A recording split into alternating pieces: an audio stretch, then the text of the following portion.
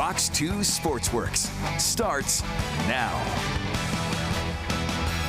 Yes, we do start now. Welcome one and all to Sportsworks Sunday Night. I'm Woody Woodruff, and tonight on the show, we'll review the Tigers' exit from the playoffs, plus spend some time with John Niyo and Will Burchfield at the Roundtable. But we start with the Detroit Lions and the Sunday Night Football matchup in Kansas City against the Chiefs. And this was a desperate Kansas City team. At 2-3 coming in, Patrick Mahomes and the Chiefs could not afford to drop to 2-4, which begs the question, could the Lions keep their own momentum going and win a fifth straight? That answer would be found at Arrowhead. To field level we go. The Lions took the opening kickoff and drove all the way to the 1-yard line, went for it on 4th and goal. Looked like they got a touchdown when David Montgomery threw one to Jared Goff, who somehow found his way into the end zone. But after a very long discussion, the refs called illegal motion on Goff, so they had to settle for a field goal and a 3-0 lead. Now the Chiefs answered, drove to the 6-yard line. They went for it on 4th and 3, and they were able to cash in. Patrick Mahomes to Xavier Worthy. Extra point was no good, and it was a 6-3 lead for KC, but the Lions came right back. Goff with a great throw to Jamison Williams, and J-Mo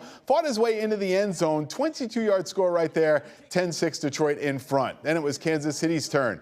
4th and 1 from the Lions 19. Mahomes rolled out looking for Worthy, but there's Thomas Harper knocking it away. A big play gave the Lions the ball back, but they had to convert a 4th down and 2 from the Chiefs 44. Goff had Amon-Ra St. Brown, but a rare drop gave Kansas City the ball back late in the half, and they took full advantage. Patrick Mahomes running it in from a yard out. The Chiefs led by 3 at the break. Third quarter, Kansas City got the ball and went right down the field. This is Hollywood Brown scoring on a jet sweep from 9 yards away. Chiefs led 20-10. Let's move to the fourth quarter with the Lions trying to come back. Jared Goff firing to the back of the end zone for Sam Laporta. What a great catch there. Laporta with 2 feet down. Lions back within 3 at 20-17. But the defense was unable to stop the Chiefs as Mahomes made it look easy. And on 3rd and goal, he found Brown wide open for the touchdown. 27-17 Kansas City, and the Lions could not answer from there. Jared Goff comes up sacked here on 3rd down on the next drive. The Chiefs extended their lead, and they snapped the Lions' 4-game win streak with a 30-17 win. That brings us to the Roundtable, where I'm joined by John Niyo and Will Burchfield. John can be read in the Detroit News, while Burchie can be found on 971theticket.com. All right, guys, let's talk about this one and review what we saw. I mean, going in, Will, we kind of knew that the Lions would be up against it with the injuries that they had. The entire secondary was new, but still, it does sting to go into Arrowhead and come out with a loss. Yeah, it does, and I think this was the inevitable reality for this defense tonight, playing against a really desperate Chiefs team, against a really hungry quarterback in Patrick Mahomes, and against a coaching staff that knew this team got the better of them in Arrowhead 2 years ago in prime time on Sunday night. And you do that once, you know, shame on you. You do that twice, shame on them. They were not going to let that happen tonight. And, of course, we saw, again, with the defense, I mean, so many new guys back there, John. It was not strange to see zone defense played, you know, through most of it. I mean, man-to-man, you probably would have needed more time with these guys to be together. Yeah, I mean, but all that said, I thought they actually had a pretty good game plan tonight. But you can also see the game plan was, we've got to score every time we get the ball, right, and we got to go for touchdowns. And we saw that at times last season, and you knew that would probably be the case tonight. But you could clearly see it right off the bat. We're going for it on 4th and goal. We're going for it on 4th down. We need touchdowns because it's going to be a shootout if we're going to win this game. Which is why it was so important, especially the first play. Goff, you know, you got to execute there. And then St. Brown kind of shifted momentum with the drop. And that's difficult. You know he was thinking about that. The game swung on that play. And I don't want to harp too much on St. Brown dropping a pass because it might be the first he's dropped in his life. It might be.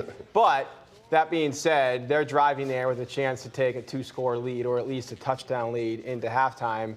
Goff handles pressure. He finds his favorite hot receiver, and he hits him in the hands. And St. Brown just can't come down with the pass. The Chiefs take over on the 44, and they convert that to a touchdown, then get the ball out of halftime and score again, and a 10-6 lead becomes a 20-10 deficit. And it just felt like at that point, with this defense playing 2 scores behind, was too big of a gap to make up. You know, part of me was thinking about Spike Lee because is it the shoes? I mean, he had pink shoes on, and after that, he changed them to blue. So obviously, maybe he thought he catches that 99 out of 100 times, 999 out of 1,000 times, and that's the one he drops. I think it's the first 4th down drop he's ever had. Yeah. But to me, actually, the bigger gaffe is that illegal procedure on the 4th and goal. It felt like obviously when that works, everybody loves it, but it felt a little too cute, and it obviously was a little too cute because they violated the rules in doing it. And that's just one, you can't have that in a game like this. And I thought that was, to me, the critical error. And then when you have those and you get a full dose of Patrick Mahomes, I mean, he used fakes, bootlegs, tempo, everything to throw the Lions off on this thing, and it worked. I have to admit, it worked. Yeah, I mean, it felt like every receiver or pass catcher for the Chiefs tonight made plays. And again, that didn't feel like a big surprise when you had linebackers who were probably being asked to do even more than they could handle. Exactly. And you had obviously mismatches on the outside with Rock Ya-Sin playing on the outside with Amik playing on the outside, leaving the nickel spot vulnerable. And Patrick Mahomes knows as well or better than anyone how to exploit those matchups. And so does that guy, in a very big Travis way. Kelce. And so does number 87. He's going to find gaps in the zone like nobody. They kept him in base defense. Andy Reid's no dummy. Right. And so he kept those linebackers out on the field. And then, the tackling probably could have been better. I mean, there were some issues tonight, I thought. But it was just, they were just finding gaps there. Right, and with an offense like that, and if your linebackers have to stay out there and cover the curls and everything else that's going on out there, Mahomes is going to keep plays alive. Exactly, it's going to be very difficult. But it was a little crazy because there were some bright spots. I mean, Jameson Williams had a big game tonight. I mean, he had 6 catches, his most receptions in a game all season, and your bet almost hit. My bet almost only about 80 yards short. I don't want to get into that right now, but we were hoping that J-Mo would have a big game, but still, he did have a big game, and he was a spark tonight, John. This is something that maybe we all thought that perhaps it's a couple games in a row where like, oh man, and there were there weren't the deep shots today necessarily with him that you come to expect. I mean, I think that. What was the 20-yard? That was the shortest of his career, basically. But no, he was more involved today. Probably should not be. I'm going to say. No, he was more involved. Sam Laporta was more involved. I thought they had the right offensive game plan tonight, and they missed on those critical errors on 4th down. Well, for more on this one, let's go into the Lions locker room in Kansas City, where Dan Campbell speaking to the media. We start with this. I love Brian Branch, but what he did is inexcusable, and it's not going to be accepted here. It's not what we do. It's not what we're about. I apologize to Coach Reid and the Chiefs and and Schuster. That's not okay. That's not what we do here, and it's not going to be okay. He knows it. Our team knows it, and so that's not what we do. As far as the game, we just didn't make the plays that needed to make. We were able to do some things good in phases at times, but not enough for a team like that.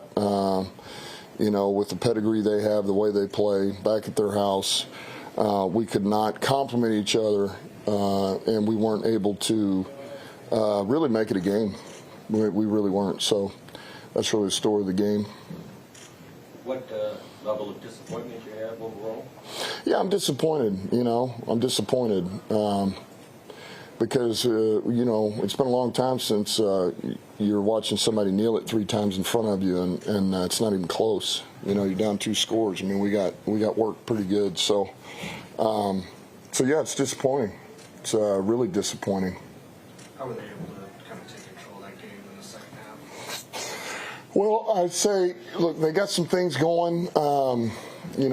Really from the time that they came out at halftime, they were able to take it all the way down and, turn that into points, which, they did it at the end of the half, too. So they kind of got the twofer because we couldn't get points on the offensive side. And really we knew, more importantly, I felt like this was going to be a game that we were going to need to score 30 points at least. And we couldn't.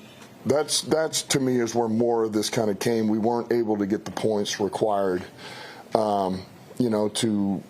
to give ourselves a chance here at the end of the game. And defensively, there's some things that we had opportunities there that we have to capitalize on. We got no takeaways, just a couple of things that showed up. But really, the offense, man, we knew we needed to show up here. We needed to show up, and we weren't able to do it. 17 is not enough. It's not enough. It's not close. Speaking of the offense, very uncharacteristic for St to have a drop like that. Called it nice, you had an opportunity for it. That seemed to be a big swing as they were able to go down and get the second half. Just uncharacteristic of Brian. Just how big of a moment did that end up being? Yeah, I mean, but I go back to this. It does. And look, the Saints made a ton of plays for us, and really, what frustrates you more than anything is that, okay, then after that point, then what's the next play we got to make to get ourselves back in it? That's the where's it going to come from? We're going to get the takeaway on defense or special teams or offense when we get time to answer back. Can we go down and do something with it? And we didn't convert. It was fourth down. It was a big play, but there's a number of plays, and I really felt like, speaking of the first half, there was 3 plays in there. We make any one of them, and the game is really a lot different in the first half. So, we didn't do it. We didn't do it. There you have the comments from head coach Dan Campbell on this Lions loss to the Chiefs tonight.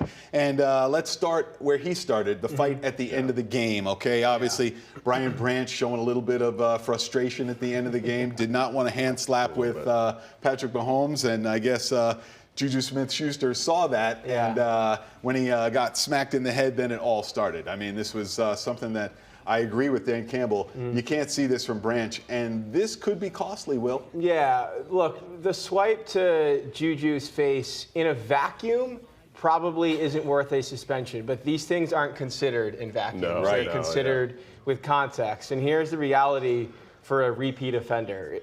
Infractions that might otherwise result in a fine will likely result in a suspension. And I don't want to say likely, but possibly. Possibly. The fact is, Brian Branch has been fined 13 times now in 3 seasons, really 2.5 seasons. And he's given the NFL all the evidence they need here to bring down potentially a harder hammer. And I think that's partly why Dan was so frustrated and called him out immediately in the post-game press conference, knowing that they might not have one of their best players in a really challenging game next week because of a loss of composure. And it's something that, honestly, we've seen from Branch time and time again for as talented as he is. Yeah, no, it's a reckless, dumb play.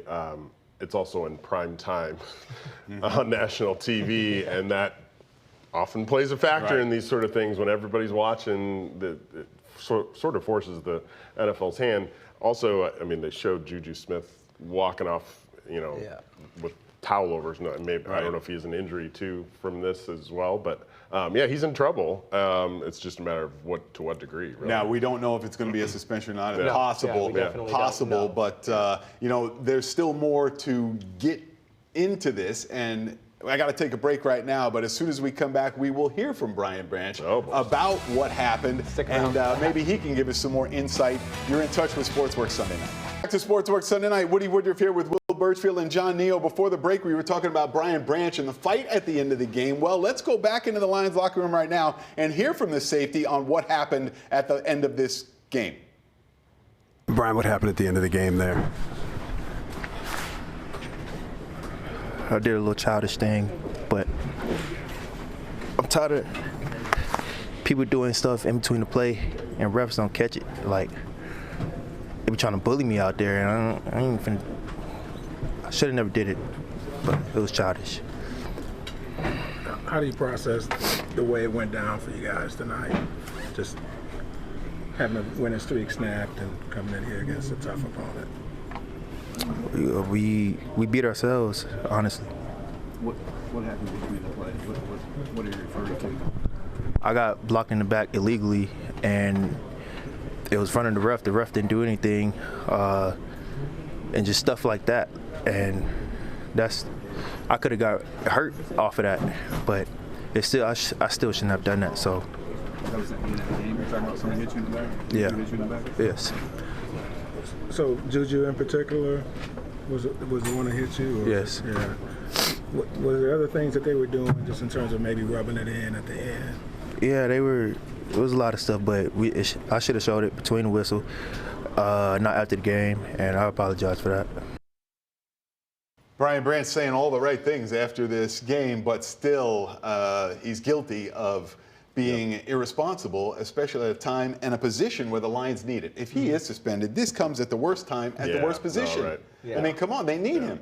Yeah, I mean, he was contrite there. I give him credit for that. He knows he screwed up. Yeah, he knows what he did. Yeah. That's exactly what he said it was, which is childish and juvenile and a little bit selfish, honestly, because like you said, Woody, this team is compromised right now in the back end and can't afford any more losses back there. And I'll kind of go back to what I said before. I don't doubt that Branch feels like the refs missed a couple calls on him, but when you are a repeat offender, you lose the benefit of the doubt from officials. And I'm not saying that's right or wrong, but that's the reality that Brian has created for himself. Yeah, and there's no excusing. We just saw it again there. Obviously, there's no excusing that play, but you can understand where some of the frustration comes from, and we haven't talked about it yet, but there were 0 penalties called on the Chiefs 0 in this penalties game, called on the Chiefs. Welcome to Kansas City. I mean, basically, it just literally plays into the narrative that we all have heard for years now that, you know, they're on the NFL's in the back pocket of Patrick Mahomes. But I mean, seriously, no penalties in the game is ridiculous. And how many times have we heard like offensive linemen say there's holding on every call and there's this and all that? Now, there weren't a lot of penalties called, period, but 0 penalties in a game. Yeah, but okay, I think we all agree though. The bottom line is you can't be doing that kind of stuff, you know. In this game, though, the Lions did have a chance to try to get back into this game. I mean, the drive that made it 20-17. I mean, Jared Goff pretty accurate tonight as far as what he was doing. The game necessitated maybe a move away from the run game a little bit, but he was on point, 8 for 8 on this drive alone. Yeah, go ahead, Johnny. No. Yeah, this was. You thought they still had a chance here, the way they moved the ball, the way they did this. And then it comes down to, you need a stop, you need a turnover. And that's, to me, that's the other part of this game is they didn't make any turnovers, literal turnovers, but those fourth downs are turnovers, and they couldn't force one the other way. Yeah, it was tough. You know, let's go back into the Lions locker room real quick, where Jared Goff is addressing the media right now. You know, I thought we moved the ball decently. I think we were limited possessions, certainly, and so were they on offense. We were kind of both playing that game of long possessions, and when you play that game, you got to score. You got to finish them with touchdowns, and they did, and we didn't. That first drive, getting the touchdown would have been nice. Field goals, you know, consolation prize there, but then we had a couple drives we just didn't. We 3 and out or 5 and out at punt, and so if you're going to play that time of possession game, you got to score at the end of them, and they did it more than we did.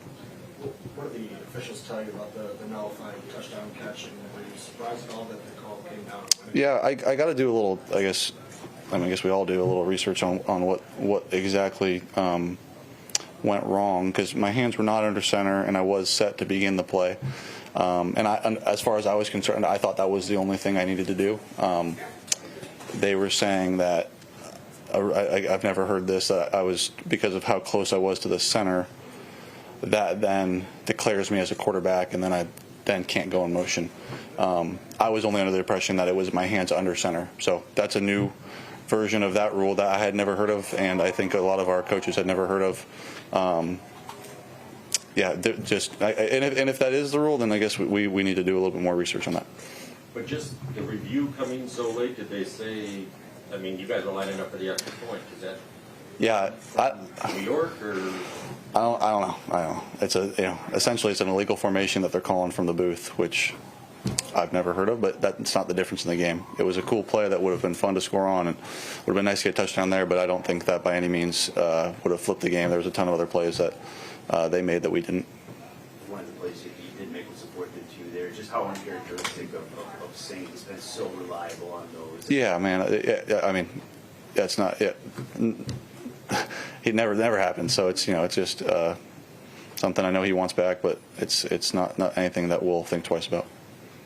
Was it just a matter of, because the running game was really going for a while, Mm-hmm. and just not cashing in at the end of the long drives, because you guys moved it up and down the field pretty well. Yeah, I agree. I think that's exactly what it is. We did run the ball well. I thought we threw the ball well at times, and finishing those drives with touchdowns is what it came down to. They did it. We didn't. They're a dang good team, and certainly offensively, if you give them some runway in front of you, they're hard to catch. So we had to, keep the game close or stay in the lead if we wanted to win that game. We got too far behind. And Dan said he knew this game was going to be on the offense. He had to score at least 30 points. You guys knew that too, I'm sure. Yep. Threw everything out there, threw all the play at the goal line and everything else, and didn't quite happen. Does that make it even more disappointing, or what? No, I think we knew the mentality. We wanted to score on every drive, and I think I kind of hit at the beginning. Like when we do those long drives, if we don't finish those with touchdowns, we're really putting ourselves behind the 8 ball a little bit. And unless we're able to, not allow them to finish them with touchdowns, but they were scoring, and they're a dang good offense, and so are we. And I thought they played just a little bit better than us. And I think I'm taking a little bit away from how well their defense played as well. I think you got to tip your cap to them. And Coach Spags over there and that defense was well prepared and did a lot of things to give us some issues. Look, we heard it there from Jared Goff. We heard it from Dan Campbell earlier. About 30 points was needed to be in this game. The Lions didn't get it done, so a lot of those fourth down plays that didn't work, empty possessions, that kind of thing. My question, and it probably echoes what Wojo was saying in the press conference, the first touchdown where Goff didn't get it and the play called by the ref and all that. Did the ref make the call on the field, or did they get it from New York or wherever to come down? Woody, Or is this another welcome to Kansas City moment? Yeah. I mean, that's also a reality of the primetime games too. All eyes are watching, including the NFL. All eyes in the NFL. So yeah, I'm guessing there's somebody in that saying, "Hey, you guys need to look at this." Yeah.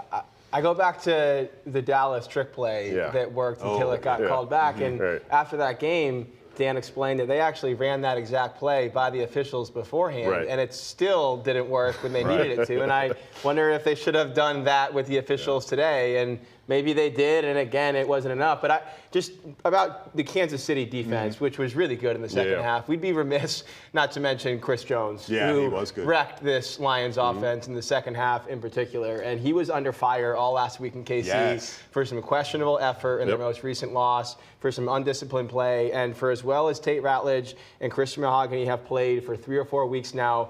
They got beat at some pretty critical times tonight by a Hall of Fame type player. And sometimes that just happens to a young interior offensive lineman. I thought Chris Jones was the difference defensively for the Chiefs in the last 2 quarters. And I think it's because he was the difference defensively only because he called himself out last week, too, and said, hey, I have to be better. And I don't think it would have mattered what offensive guards were there in this game. Could have been all 3 of us. It could have been 15 And I will say, I was really impressed with that new version of this offensive line in that first half. And some of it is obviously the game score, and when you're down double digits, you're down 2 scores, and the passes, they know what's coming in a certain extent. And I think that got to the Lions a little bit in the second half, too. Well, a lot of disappointed faces, and one of them is Amon-Ra St. Brown. He was speaking in the locker room after this game. I mean, I don't know if it was tipped. I should have caught it. It went right in my hands, went through my legs. I should have caught it. Did you get any explanation on what happened on that fourth down there? I know you were blocking, but any explanation on what went wrong? Yeah, I don't know. I'm not exactly sure. I asked Jared, and I think he wasn't too sure either. Someone said, I guess he wasn't set, or I'm not sure. Wish we could have had that one back too. So is this as simple as coming down to the fourth down plays? If you guys make a couple more, come out of here victorious? I mean, hindsight 2020, you never know. You'd like to have those, the touchdown, the first drive. I catch the fourth down. Who knows? Maybe we get 7-3, whatever it may be. I feel like there's a lot of plays that, we wish we could have had back on offense. But, I feel like, this is going to – we can watch the tape and learn from it. This is a game that, you wish you would have won, but at the end of the day, I feel like this is a game I feel like we can learn a lot from. Obviously, emotions high after the game. Saw a situation with BB. Just your thoughts on that, man. Just him holding his composure and just going forward from that situation. Yeah, I don't know what happened. I didn't see anything. I just saw a big scrum. So,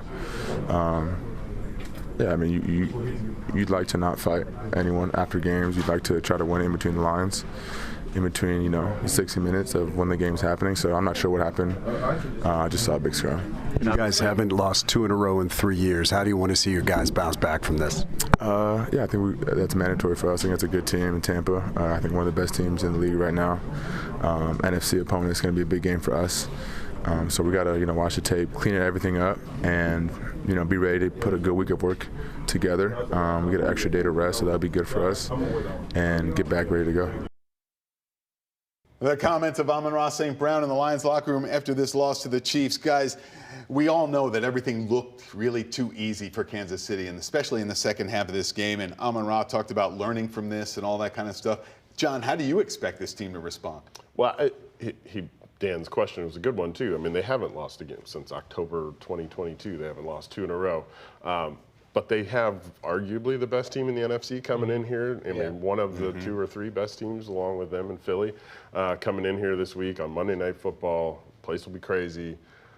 But you've got Baker Mayfield, and we talked about this when these secondary, injuries started piling up a couple of weeks ago. This is not the kind of team you want to face when you're have 4 or 5 of your top 6 defensive backs out, and that's going to be especially if Brian Branch is now out too. Now that's the other thing. I mean, you've now got to start searching for guys, I guess. I mean, this week you're going to see a lot of guys coming in and out of Allen Park this week, right, Will? Yeah, well, and we saw Thomas Harper make a great play in the first half when Kirby Joseph and that's the other thing we haven't even talked about. Kirby Joseph has been doing that almost weekly now, coming off the field, trying to get back on. That knee's a problem, and it looked like a problem. Yeah, I don't know what they gave him in that. He limped off the field like he was done for the game and came back out there and laid a He did that against the Browns. It was the Browns game. He did the same sort of thing where he thought, man, he's not coming back in this game, and he did, and he of course makes a big play. Do you think they may have to start treating him like almost Taylor Decker? Well, I think they kind of already are. I mean, he's been missed a lot of practice time in the last month here too. But yeah, the bye week is right there calling, but they got to get through Tampa first. There's a lot of good pass catchers in that Bucs offense too. I mean, Emeka Egbuka is looking more and more like a superstar, and Chris Godwin is Chris Godwin. And I know Mike Evans is currently hurt, but there's a chance I think that he might play next week. So this task does not get any easier against, honestly, an MVP candidate, maybe the MVP frontrunner right now in Baker Mayfield. Well, having said that, John, if you're Kelvin Shepard, what's number 1 on your to-do list going into this week and dealing with all this stuff and Baker Mayfield around the corner? I mean, certainly cleaning up some. I did think there were some tackling issues today, and that's always at the top of his list. So there, you can't if you're playing shorthanded already, you can't be missing those tackles that they missed. But I mean it's going to be similar to this week. You've got to contain Baker Mayfield because he can get out and extend plays and cause problems with his feet. But it's going to be another game where the offense has to score 30 points to win. Be my take. Which isn't easy without Taylor Decker out there. My hunch tells me they want to give him another week to get basically a full month, including the bye of rest here, entering November. And Skipper was okay tonight. He was better than Gio was last week, which honestly isn't saying a whole lot. But when you get behind and that defense can pin their ears back and bring extra pressure and bring the heat and bring the blitz, and Skipper's left on islands, you see the results of that. So next week they have to keep that game at the very least within 1 score so they can keep running the ball. Because I did think, to your point, Jameer and David in particular, ran the ball pretty well all the way through, almost like midway through the third quarter, late third quarter. And they were moving the once chains they were down 2 scores, they had to pass. And to your point, Shepard, the other thing he's going to talk about, and Campbell talked about it there, is the takeaways. I mean, Hutch knocks the one out of Mahomes' hands, but they don't fall on it. They had the one on that punt return that almost was a fumble, but they just didn't get those takeaways. And this defense, and we saw it last year down the stretch, that's how that defense survived with all those guys injured, was they were forcing takeaways. All right, well, we're going to keep talking about defense, but we're going to take a quick break. On the other side, we'll go back into the Lions locker room where linebacker Jack Campbell is standing by. We'll have that for you on Sportsworks Sunday night. Group is, they gave everything they could. You had guys pitching on short rest. You had players giving everything they had because this was game 5 and we wanted so badly to take the next step, as a team. And so I wanted to thank them. We have nothing to hang our head down on, and there's going to be plenty of time to talk about, the season, this game, the peaks, the valleys. But I'm extremely proud of that group in there for what we accomplished. Those are the comments of Tigers manager A.J. Hinch after the Tigers lose 3-2 in 15 innings to Seattle in Game 5 of the American League Divisional Series. All right. He says he's proud of the team and has nothing to hang his head over. I think he has some things to hang his head over, and I don't know if I'm that proud of the team, especially from the way that I saw the flaws come to the top of the coffee cup here, because Torres 0 for 6, Green 0 for 6, Torkelson 0 for 6, Keith 0 for 5, McKinstry 1 for 6, Dingler 2 for 6, Meadows 0 for 5. That is not good, Will. Not ideal. Ideal, no. Must-win Game 5 in the playoffs. I think the question we're all kind of grappling with is, did this season represent a step forward? And no, literally it didn't, because they got to the exact same juncture they did last year. But I think they did put a stamp on what they achieved at the end of last season by playing pretty darn good baseball for 3.5 months of this season. I don't think the way the season ended, September included, should obscure that. I also do think, though, the Tigers need to be honest with themselves this offseason. And Game 5 revealed their biggest flaws. And to your point, Woody, when the 2, 3, 4, 5 hitters go over 23 with 10 strikeouts, you clearly have a need for more proven, established bats in the middle of your lineup. And they talk so much about their control the zone mantra. Well, this team this season, not in the playoffs, this season, over 162 games, had the 4th highest strikeout rate in the majors. If they are true to their mantra, they have to adjust their roster, not just their approach this offseason. Yeah, but doesn't the idea, okay, I get the fact that last year they may have made some kind of statement as to what they were, but doesn't the end of this year kind of lean that towards the fluke idea? Because maybe it wasn't something. That's what I'm saying. They put a stamp on it by playing good baseball they're a playoff for team. 3 months. Yes. And the question is, how do you take that next step, which they couldn't? I mean, they lasted 6 innings longer this time. I guess it was a step forward. Technically, just to be clear. But no, how do you take that next step? And it, there's going to be, we're going to hear a lot about, the internal growth, how young this roster is, which is all true. Position group players, one of the youngest, if not the youngest teams still in the league. But to your point, the middle of that order, how much faith do you have that just a year older is going to suddenly turn those 0 for 5s and all those strikeouts into? I mean, Riley Green has a lot of work to do in this offseason. Yes, he does. does. Cannot strike out 200 times a season and be a franchise player, a superstar in this league, which you're hoping he still is. But yeah, I think they have to go find some proven. I mean, and Gleyber Torres is a free agent. Right. He's your most. He was the one guy who did command the strike zone. He did win in the strike zone at the plate for this team. And is he coming back? Is he not coming back? Well, you're going to have to find another Gleyber Torres and probably another on top of that. Look, fans know this, and they'll point to it all the time. Who do you blame for this? I think I know who they're blaming. Who do you blame? Go ahead. I'll start with you, John. I mean, Scott Harris failed at the trade deadline, clearly, and also failed last offseason because they went after Alex Bregman. They didn't get him. You could have used Alex Bregman. We talked about it, all spring. Right. Yeah. You saw it at the end of the year. You could have used Alex Bregman, obviously. The pitching that he did add amounted to nothing. Alex Cobb, we never saw. Right, a lot of that's $15 million. Empty contracts. Yes. Left over from the year before. So injuries are one thing. You expect injuries in the rotation. But he didn't have the answers, and then he didn't go get enough answers. In the trade deadline. Because I keep scratching my head. I look at Seattle. They went and got Josh Naylor, Eugenio Suarez at the deadline. These guys the Tigers could have gotten. All they had to do was go out there and get it. I don't think that Scott Harris, though, is completely getting all the blame here. I think AJ has to get a little bit, too, because, honestly, I think that sometimes he's trapped by the structure that he likes, okay? His starter goes 6. I got a 7th-inning guy. I got an 8th-inning guy. I got a 9th-inning guy.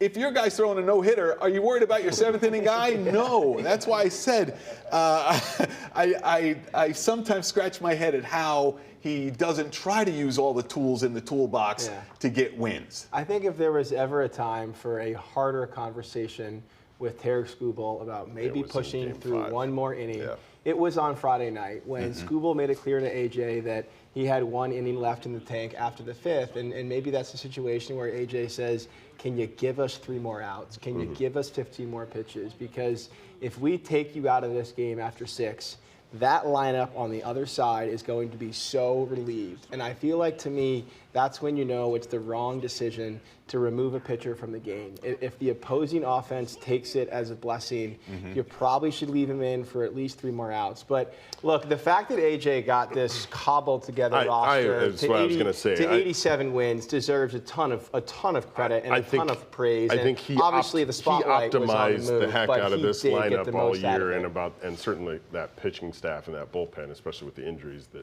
that kind of creeped up on him in the middle of the season. I will say this too, though, it's a 2-way street with Skubal on that too. I mean, we talk too much about Justin Verlander still in this town, but Justin Verlander's I was got just a about to death say grip on that ball on the mound, and so Jack Morris would have been that but way. it is. It's a conversation that you're talking about. Is like one more inning, so he goes out and he does empty the tank. In that last inning. He probably still would have had 99 in the tank. Let's be honest. Maybe he wouldn't have been 101 in the seventh, but he probably would have still had it. And when it's the end of the season or moving on, it should be a different conversation. All right, guys, I got a signal for a fast timeout, but when we come back, we'll dive into college football. Excuse me, I'm speaking. And the difficulties for both Michigan and Michigan State on Saturday. This is Sportsworks Sunday night. It's not Saturday. It is. Talk some college football. Perhaps things are a bit happier in Happy Valley tonight after Penn State fired head coach James Franklin. Franklin had been at Penn State for 12 years and still wasn't able to get the Nittany Lions over the hump. Yes, he did get to the college football playoff semifinals, but that was then. Now his squad was riding a 3-game slide, and after losing to UCLA and Northwestern, Penn State is the first team to lose consecutive games while favored in both by 20 points or more. But don't feel too bad for Franklin. The buyout clause in his contract gives him close to $50 million. Whoa. So it's a nice golden parachute for James Franklin. You guys can buy me out. Look, you know what? I'll tell him right now. Can he aim that parachute towards East Lansing? Because I would allow him to get with the Spartans. I'm not sure he wants to aim that parachute near East Lansing. Think about what we saw this week. We'll start with the Spartans right here. I mean, that was a performance that was just awful. Awful, John. That was bad. I mean, that's coming off the loss in Nebraska. You coming home, homecoming. UCLA is playing a 9 a.m. game for them. Right. Coming off that huge win they had, so you figure maybe a letdown for them. And it was just they lacked the same energy and emotion that UCLA showed up with. And it just showed up throughout the game. I mean, you just see it right there. Like, that's unacceptable. Is this talent or coaching?